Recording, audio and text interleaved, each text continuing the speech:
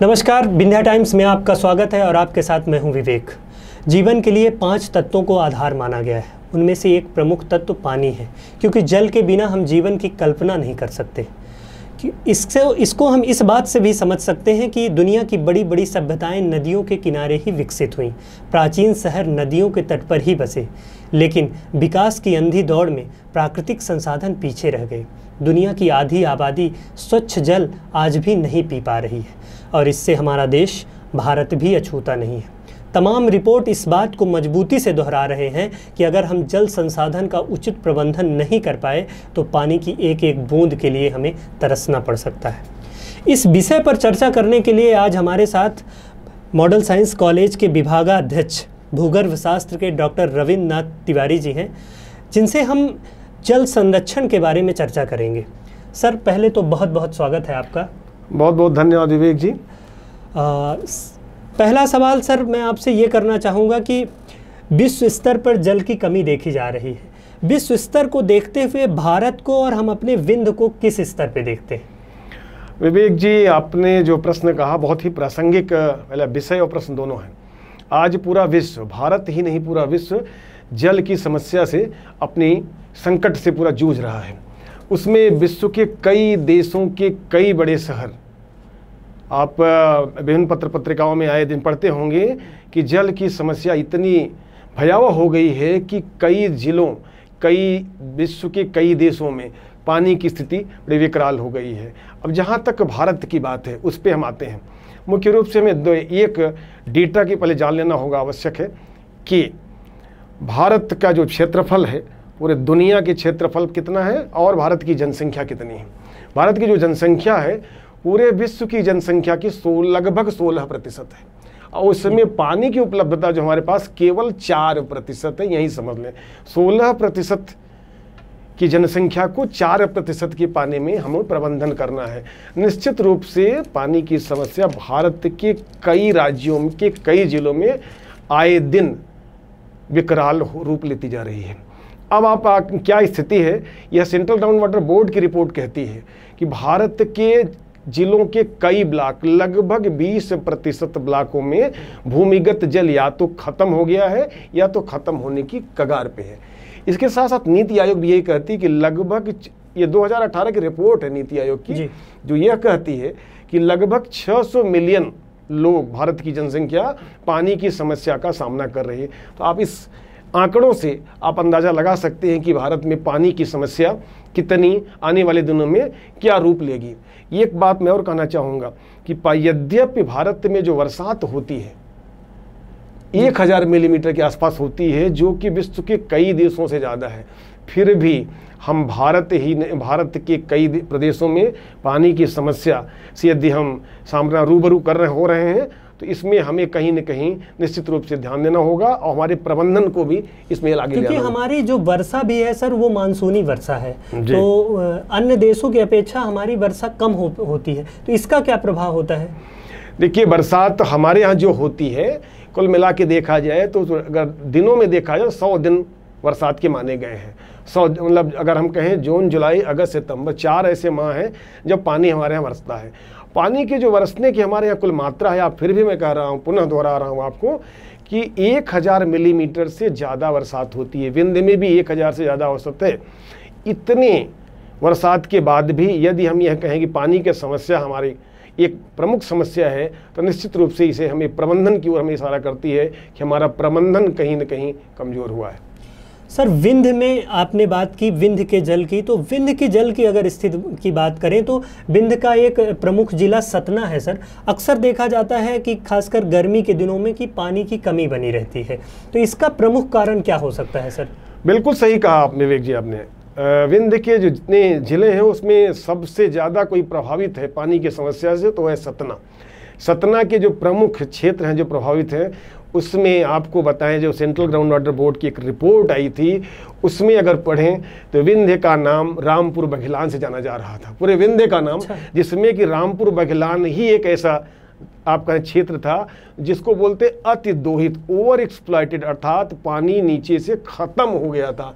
बिंद में रामपुर बाघेलान जी। और रामपुर बाघेलान के बाद जो दूसरा क्षेत्र की हालत अभी भी थोड़ी चिंताजनक है, उसमें नागौद है, नागौद साथ अमरपाटन है, मैहर है, ये सतना के ज़िले हैं। हम थोड़ा रीवा की ओर आ जाए। रीवा में देखें कि रीवा में सिरमौर और मऊगंज, हनुमना, इन पे मुझे विशेष ध्यान देना होगा, क्योंकि यहाँ भी अगर आप देखें फरवरी के बाद तो पानी की समस्या दिन ब दिन, पूरा फरवरी से लेकर जून तक हम रूबरू होते हैं। ठीक है सर। गुणवत्ता की बात होती है, हमेशा जल की गुणवत्ता को लेकर बात होती है। तो सर बिंद में जल की गुणवत्ता कैसी है? क्या शुद्धता के मामले में बात की जाए तो यहाँ का जल कैसा है? विवेक जी, आपने बहुत सही प्रश्न उठाया कि जल के दो एस्पेक्ट्स हैं। पहला कहते हैं क्वांटिटी और क्वालिटी, गुणवत्ता और मात्रा। जैसे जैसे जल पे हम गहराई पे जाएंगे, पानी की गुणवत्ता थोड़ी सी क्या होगी, अच्छी नहीं मिलेगी आपको। आप देख रहे हैं क्या एक तरफ एक प्रॉब्लम क्या आ रही है कि जल की मात्रा आपको कम हो रही है, अर्थात पानी लेने के लिए प्रति महीने, अभी आप पढ़ेंगे 2-3 महीने बाद आप देखेंगे कि पानी इतना नीचे चला गया, इतने फिट नीचे चला गया। जैसे जैसे पानी नीचे जाएगा पानी की गुणवत्ता भी प्रभावित होगी। उसका कारण क्या है समझ लें। जैसे जैसे हम नीचे जाएंगे, यहाँ राख 3 प्रकार की प्रमुख राख है जिसमें पानी पाया जाता है, जिसको बोलते हैं एक्वीफर। 3 प्रकार के एक्वीफर हैं, एक होता है सैंडस्टोन, एक है लाइमस्टोन, एक सेल। जैसे जैसे नीचे जाएंगे हमें सेल मिलेगा। सेल में जो पानी की गुणवत्ता होगी वह बहुत अच्छी नहीं, किस रूप में अच्छी नहीं होगी, उसका TDS ज़्यादा होगा, उसकी कठोरता ज़्यादा होगी। यदि कठोरता ज़्यादा होगी और उस पानी को लंबे अवधि तक हम अपने उपयोग करेंगे, अपने लिए उपयोग करेंगे, तो वह निश्चित रूप के मनुष्य के स्वास्थ्य को भी प्रभावित करेगी। सर एक आंकड़ा दिया जाता है कि विश्व स्तर पर और भारत में 16% लोग ऐसे हैं जिनके पास स्वच्छ पानी नहीं पहुंच पाता है। उस आंकड़े के अनुसार कहा जाए कि हर 8 व्यक्ति में 1 व्यक्ति के पास स्वच्छ पानी नहीं होता है। तो ये सर क्या समस्या होती हैं और कौन से प्रमुख क्षेत्र हैं भारत में जहां ये स्वच्छ पानी की उपलब्धता नहीं हो पा रही? देखिए, उसके लिए अगर हम देखा जाए तो 2 कारण हैं। पहले ऐसा स्वच्छ पानी न मिलने के, एक तो हम बोलते हैं जिसको कहते हैं एंथ्रोपोजेनिक एक्टिविटी, अर्थात मानव जनित, जिसका जिम्मेदार मानव स्वयं है। दूसरा बोलते हैं नेचुरल। तो अगर हम पहले विंद की बात कर लें, 2 प्रकार की समस्याएं हैं, एक तो एंथ्रोपोजेनिक है और नेचुरल है।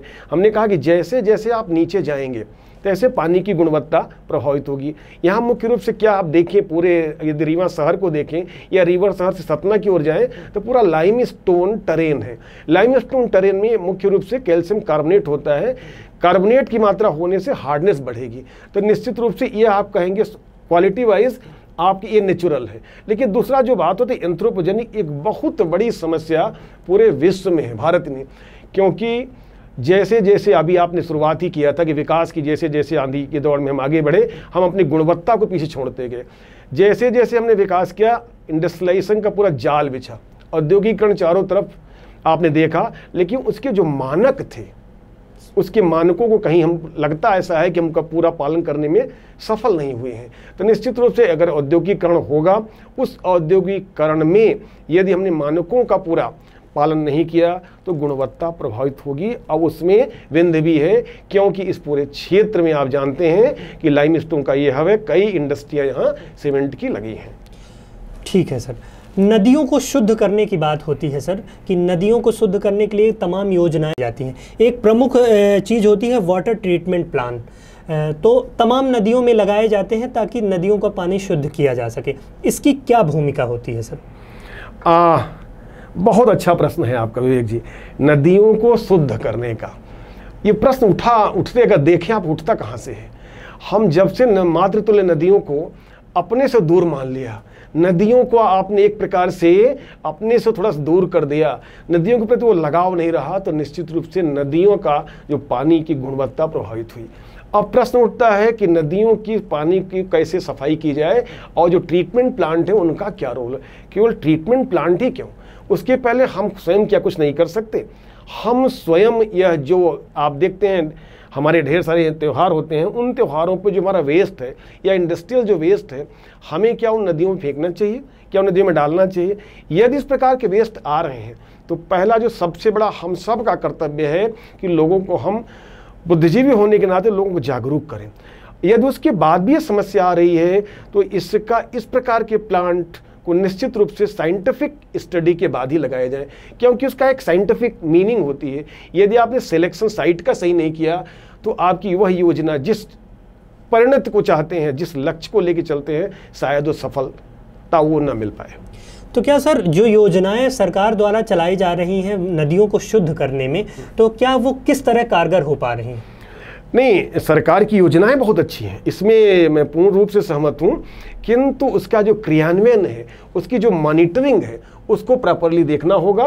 प्लस उसमें मैं बार बार ये शुरू से मैं कई मंचों से दोहराता आया हूं कि इन जिस प्रकार की योजनाएं जब चलें तो उसमें जो साइंटिस्ट का जो रोल हो वह सबसे महत्वपूर्ण होता है। उनके साइट के सिलेक्शंस में, उनके प्रॉपर ट्रीटमेंट में साइंटिस्टों की महत्वपूर्ण भागीदारी होनी चाहिए।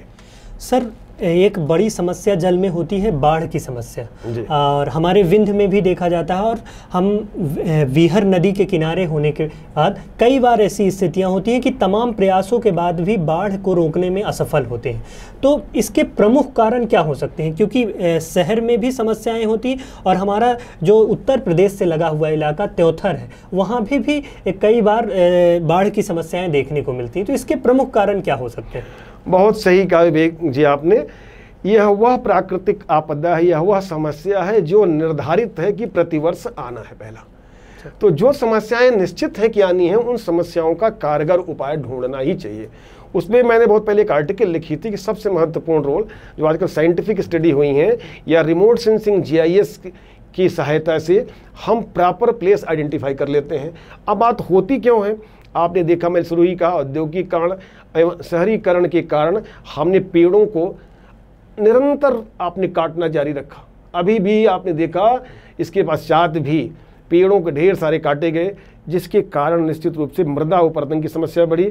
दूसरी जो सबसे बड़ी समस्या है, नदियों का जो कैचमेंट है, नदियों की जो जल भराव की क्षमता है वो धीरे धीरे कम हो रही है। जो हमारी पहाड़ी नदियां हैं उसमें सॉयल इरोजन या ढेर सारे जो उसके गाद आते हैं वो वहीं पड़ जाते हैं, जिसके कारण जल भराव की क्षमता उसकी कम हो जाती है। और बहुत कम घंटों में बरसात में भी आप देखे होंगे रीवा में पिछले कुछ माह में हमें बाढ़ की समस्या का सामना करना पड़ सकता है। यदि यही बरसात आप मान लें कहीं अगर पूरा दिन हो जाए, 12 या 24 घंटे हो जाए, तो समस्या और आपकी अधिक हो सकती है। निश्चित रूप से इसके लिए हम सबको मिलके, हम सबकी जिम्मेदारी है कि बाढ़ को रोकने के लिए शासन या अपने स्तर पे जो भी प्रयास कर सके करना ही चाहिए। अंतिम सवाल सर, जल की कमी का दर्द वो लोग नहीं समझते जिनके पास पर्याप्त मात्रा में जल होता है। जब हमारे द्वारा सुना जाता है किसी के द्वारा कि चेन्नई में पानी की कमी हो गई, कोई वाटर ट्रेन जा रही है, तो अब हमें लगता है कि हाँ वाटर की कमी देश में फैल रही। तो इसमें जागरूकता की क्या भूमिका हो सकती है, और क्या किस तरह लोगों को जागरूक किया जा सकता है जिनके पास पानी की उपलब्धता पर्याप्त मात्रा में है? आपने शुरुआत ही इसी से किया था कि जल के महत्व को निश्चित रूप में हमने शायद समझना ही कम कर दिया है। यदि जल के महत्व को, इसके जल को अपने जीवन के अस्तित्व से जोड़ के देख लेते तो शायद यह समस्या ना आती। आपने बिल्कुल सही कहा कि जब हम एक कोई ट्रेन जाते हुए देखते हैं जो पानी लेके जा रही है, तब में दर्द समझ में आता है। और यह दर्द हमें देखना हो तो आप रेगिस्तान में देखिए जहाँ क्या स्थिति होती है। मैं पुनः दोहरा रहा हूं कि जल की समस्या एक सामाजिक समस्या है जिसमें पूरे समाज की भागीदारी आवश्यक है, प्रति व्यक्ति की भागीदारी आवश्यक है। तभी हम इस जल की जो समस्या है पूरे देश में, जो हमारे पूरे देश में पूरे विश्व में जो समस्या है, तभी उसका हम निदान ढूंढ पाएंगे। और निश्चित रूप से इसके लिए हमें करना क्या चाहिए, सभी संस्थाओं में NGO जितने, उनको निश्चित रूप से जल संरक्षण के बारे में सभी को जागरूक करना चाहिए और सभी को इसका महत्व बताना चाहिए। तभी हम जल संरक्षण की जो 100% लक्ष्य है उसको पूरा कर पाएंगे। ठीक है, तो ये थे हमारे साथ रविन्द्रनाथ तिवारी जी, जो मॉडल साइंस कॉलेज में भूगर्भ शास्त्र के HOD हैं, और आप समसामयिक विषयों पर, जल संरक्षण पर, बाढ़ के नियंत्रण विषयों पर तमाम पत्र पत्रिकाओं में अपना लेख लिखते रहते हैं। तो आज बहुत अच्छा लगा सर आपके साथ बातचीत करने के लिए। बहुत बहुत धन्यवाद। बहुत बहुत धन्यवाद विवेक जी।